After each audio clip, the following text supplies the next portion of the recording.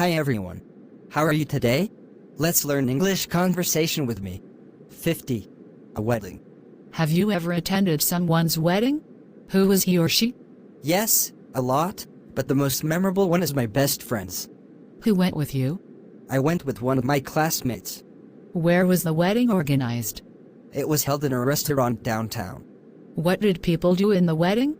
They enjoyed a wedding feast, sang and danced together after giving the couple best wishes of an everlasting happiness.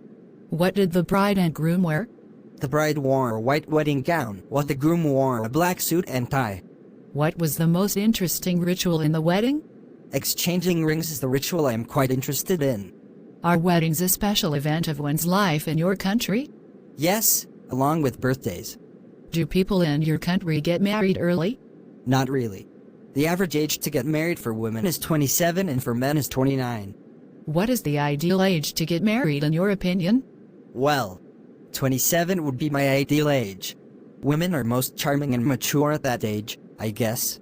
How has wedding changed recently? The most noticeable change is the reduce of rituals in a wedding. There used to be more steps in weddings years ago than there are now. Thank you for watching my videos.